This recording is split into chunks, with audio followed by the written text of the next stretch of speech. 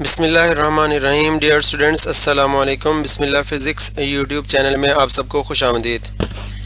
DC generator जो है आज उसको हम डिस्कस करेंगे। कल हमने इसकी एनिमेटेड वीडियो जो है वो उसको देखा था।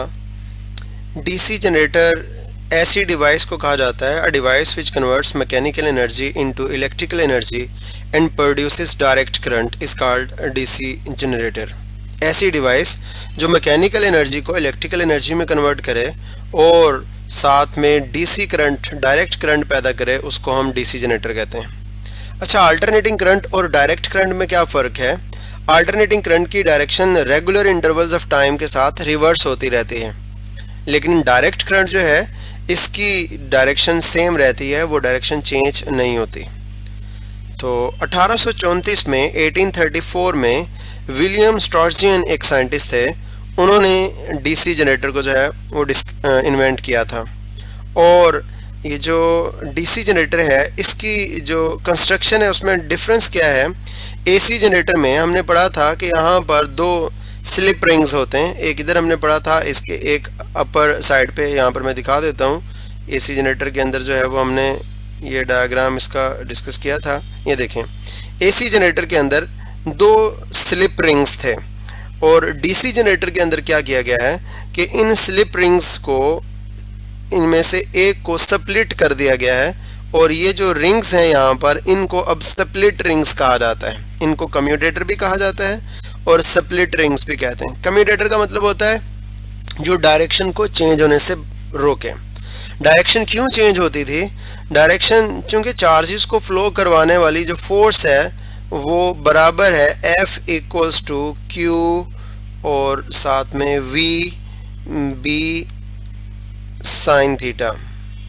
ये वो फोर्स है जो चार्जेस को मूव करवाती है। इसी फोर्स की वजह से चार्जेस मूव करते हैं और करंट पैदा होता है कॉइल के अंदर। इसी फोर्स से हमने मोशनल EMF का फॉर्मूला ड्राइव किया था। अब ये फोर्स डिपेंड करती है V और B जो है वेलोसिटी और मैग्नेटिक फील्ड जो है इनके दरमियान एंगल पे। तो जैसे ही आपने ये देखा था, ये एंगल 180 डिग्री से इंक्रीज किया था। यहाँ पर V और B पैरेलल थे और यहाँ पर V और B परपेंडिकुलर थे, यहाँ पर 180 थे। 180 के बाद जैसे ही फर्दर एंगल बढ़ा था तो एंगल के बढ़ने की वजह से ये फोर्स रिवर्स हो गई थी। वही फोर्स जो साइड AB के ऊपर पहले डाउनवर्ड लग रही थी, वही फोर्स इस साइड AB के ऊपर अब पहले A से B की तरफ लग रही थी। जैसे ही एंगल 180 से बढ़ा तो ये फोर्स लगना शुरू हो गई B से A की तरफ। राइट हैंड रूल मैंने आपको बताया था कि इस कॉइल की वेलोसिटी आउटवर्ड है, बाहर की तरफ है। वेलोसिटी की तरफ हम अपना थंब करेंगे और जो है फिंगर्स मैग्नेटिक फील्ड की तरफ, फोर्स लगेगी अपवर्ड। तो ये अपवर्ड फोर्स इस डायरेक्शन के अंदर लगेगी। फोर्स की डायरेक्शन रिवर्स हुई तो चार्जेस जो है उन्होंने भी अपवर्ड अपोजिट डायरेक्शन के अंदर फ्लो करना शुरू कर दिया। तो कितने एंगल के बाद फोर्स की डायरेक्शन चेंज हो गई थी? हमने देखा कि 180 डिग्री के बाद जैसे ही V और B के दरमियान एंगल चेंज हुआ तो ये लगने वाली, चार्जेस को मूव करवाने वाली फोर्स अपोजिट हो गई। ये फोर्स जो पहले, इसी हम एक साइड को यहाँ पे डिस्कस कर रहे हैं, जो फोर्स पहले डाउनवर्ड लग रही थी A से B की तरफ, वही फोर्स यहाँ पर B से A की तरफ लगना शुरू हो गई।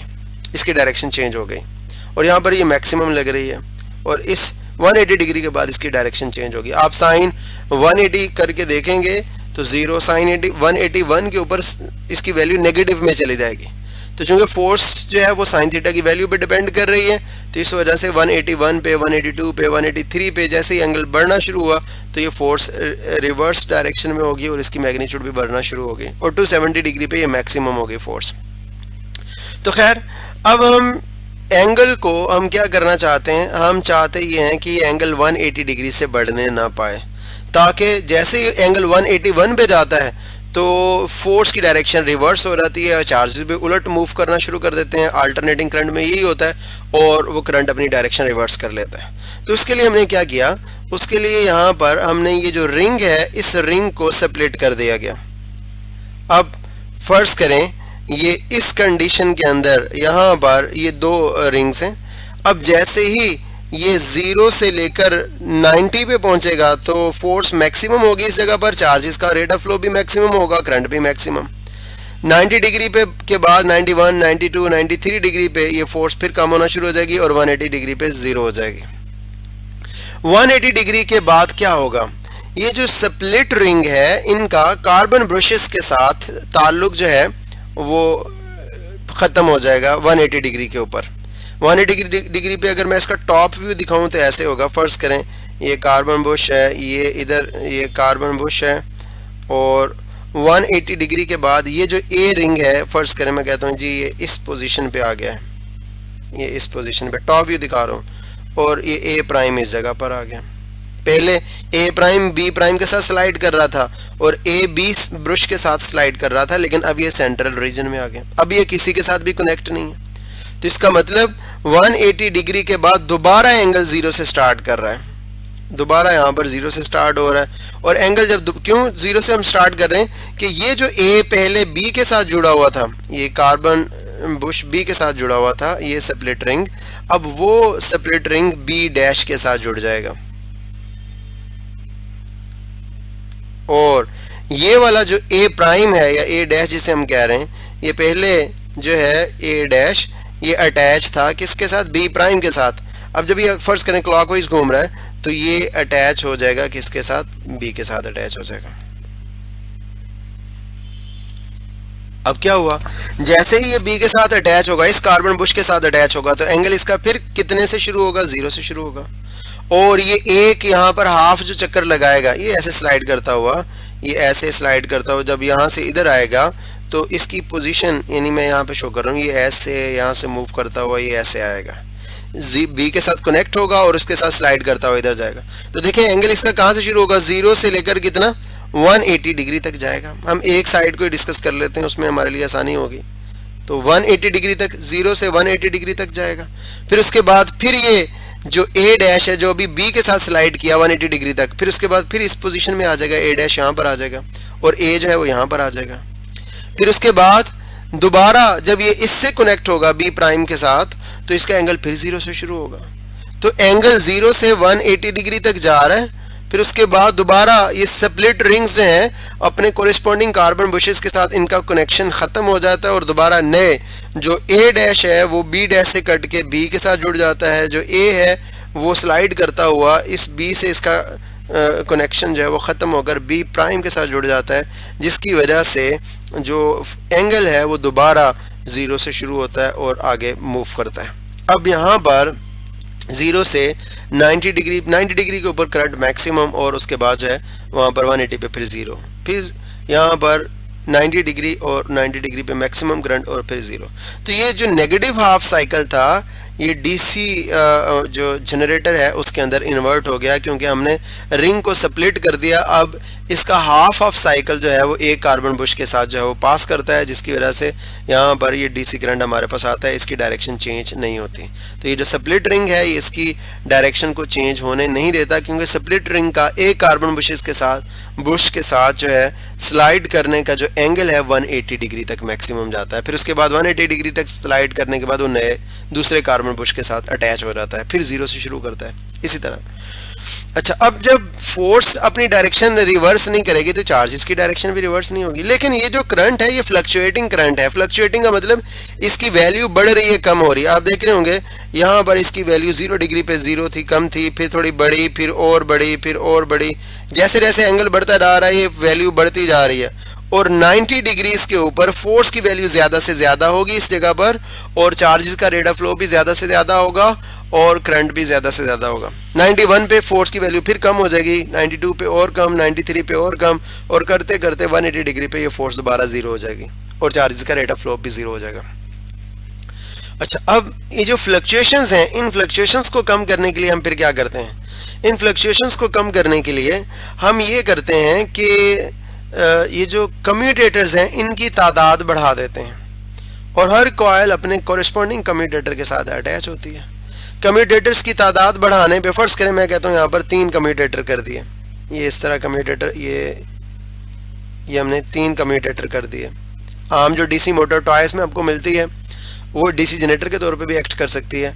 तो अगर आप उसको तोड़ के देखें तो उसके अंदर बिल्कुल स्लिम से जो है ये 3 कम्यूटेटर आपको नज़र आ जाएंगे। बच्चों के टॉयज़ में जो मोटर होती है डीसी मोटर, वो डीसी जनरेटर का काम भी करती है। अगर आप उसको रोटेट करेंगे तो जो उसकी वायर्स हैं वहाँ पर जहाँ पे बैटरी कनेक्ट करते हैं वहाँ पर अगर आप कोई छोटा सा बल्ब एलईडी साथ में अटैच कर दें तो वो जस्ट उसको रोटेट करने का बंदोबस्त कर दें तो वो जनरेटर बन जाएगा। आप उसको आप स्प्लिट करके देखें तो उसमें इस तरह कम्यूटेटर लगे होते हैं। अब इसका फ़ायदा क्या है? इसका फ़ायदा ये है कि कार्बन बुश तो ये अपनी जगह पर स्टेशनरी हैं। अब इन बुशेस में अच्छा ये एंगल 90 डिग्री कब बनता है? ये V और B के दरमियान एंगल 90 डिग्री कब बनता है?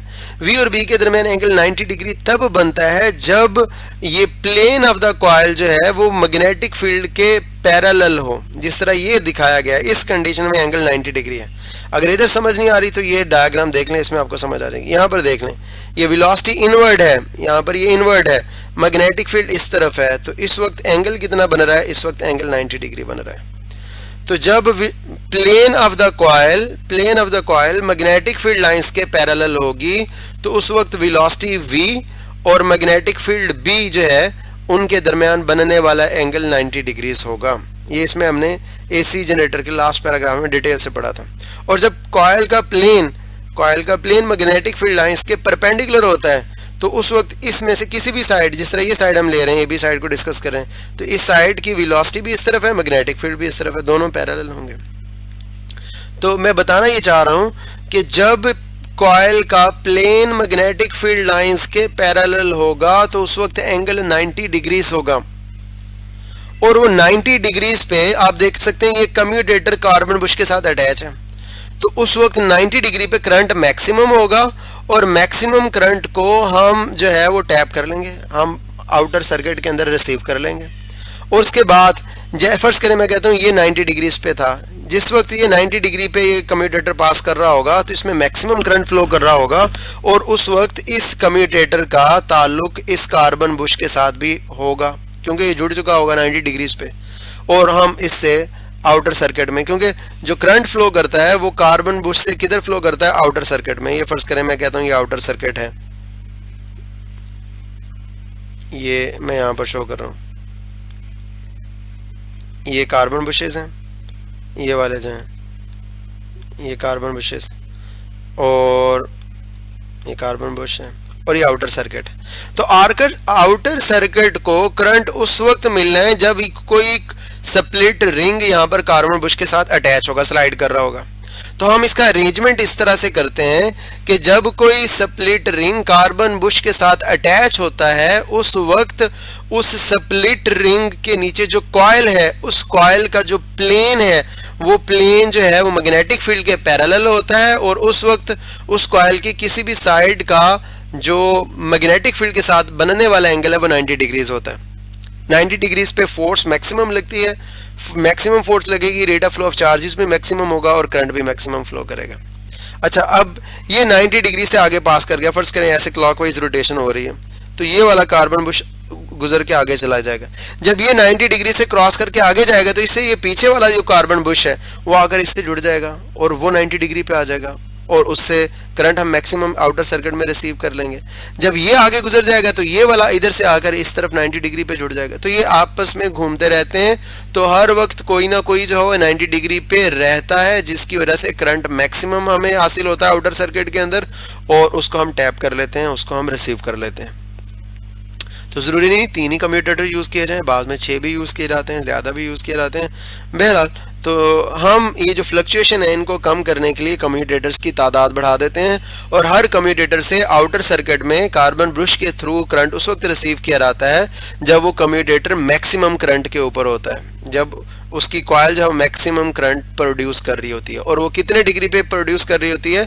जब ये एंगल हमारे पास 90 डिग्री होगा तो उस वक्त फोर्स मैक्सिमम लगेगी और वो कॉइल मैक्सिमम करंट प्रोड्यूस कर रही होगी और हम जो है वो उसी वक्त कम्यूटेटर कार्बन बुश के साथ अटैच होगा तो हम उससे रिसीव कर लेंगे। मैं एक दफ़ा फिर रिपीट करता हूँ, ये ऐसे कम्यूटेटर स्लाइड करते रहते हैं, ये कम्यूटेटर स्लाइड करते रहते हैं। तो हमने कार्बन बुशेस और कम्यूटेटर्स का जो आपस में ताल्लुक है वो इस तरह से सेट किया होता है कि जब कोई कम्यूटेटर कार्बन बुश के साथ अटैच होता है तो उस वक्त उसकी कॉइल का जो प्लेन है, ये जो प्लेन यहाँ पर दिखाया गया, उस कॉइल का जो प्लेन है वो मैग्नेटिक फील्ड के पैरेलल होता है और उस वक्त V और B के दरमियान जो एंगल बन रहा होता है वो 90 डिग्रीज का होता है। और उसके उस साइड के ऊपर, फर्ज करें ये साइड हम डिस्कस कर रहे हैं, तो इस साइड के ऊपर लगने वाली फोर्स मैक्सिमम होगी और करंट भी मैक्सिमम होगा, उसको आउटर सर्किट में रिसीव कर लिया जाएगा। तो कोई ना कोई कम्यूटेटर हर वक्त मैक्सिमम पे होगा। तो जो प्योर डायरेक्ट करंट है, प्योर डायरेक्ट करंट को हम ग्राफ से ड्रॉ करें तो वो इस तरह होता है। यहाँ पर बिल्कुल उसका ग्राफ जो है वो ऐसे स्ट्रेट लाइन होता है। ये pure direct current straight line होता है। तो इस तरफ हम टाइम लेते हैं और इस तरफ हम जो है वो करंट को ले रहे हैं। और यहाँ पर एक और बात ज़हन में रख लें, 2-3 ऑब्जेक्टिव के पॉइंट्स हैं वो सुन लें। प्योर करंट की फ्रीक्वेंसी 0 होती है। प्योर करंट जो है उसकी फ्रीक्वेंसी 0, और जो फ्लक्चुएटिंग डायरेक्ट करंट की बात कर रहा हूँ, प्योर डायरेक्ट करंट की फ्रीक्वेंसी 0 और प्योर फ्लक्चुएटिंग करंट जो है ये फ्लक्चुएट कर रहा है। तो जो ये प्योर नहीं है, जो फ्लक्चुएटिंग करंट है, जो फ्लक्चुएटिंग करंट है उसकी फ्रीक्वेंसी बराबर होगी 2f के। यानी अगर हमारे पास हम DC की बात करें तो FDC बराबर आएगा 2f AC। हम इसको ऐसे शो करेंगे, ये जितनी अल्टरनेटिंग करंट जो है AC जनरेटर वो एक चक्कर लगाता है तो एक वेव बनती है ये पूरी, और उसको हम 1 हर्ट्ज कहते हैं। लेकिन ये जो डायरेक्ट DC जनरेटर है उसमें एक चक्कर के ऊपर 2 पल्सेस बनती हैं। ये एक पल्स ये बनी, एक पल्स ये बनी, तो 2 बन गई। तो इसलिए हम कह रहे हैं कि एक रोटेशन में FDC बराबर होता है FAC का डबल होता है, 2 टाइम्स होती है इसकी फ्रीक्वेंसी। प्योर की फ्रीक्वेंसी 0 और फ्लक्चुएटिंग DC की फ्रीक्वेंसी जो है वो AC करंट के मुकाबले में डबल होती है। फ्रीक्वेंसी होती क्या है? Number of wave passes through a point in 1 second. तो इसमें 1 सेकेंड में इस तरह की 2 वेव्स बनती हैं, और AC करंट में 1 सेकेंड में 1 वेव बनती है। इसको पूरी को एक वेव कह रहे हैं, और इसमें इतनी हिस्से को 1 वेव कह रहे हैं और इस हिस्से को फिर एक और वेव कह रहे हैं, तो 2 वेव्स बन जाती हैं। तो इसलिए हमने लिखा FDC is equal to 2 times of FAC।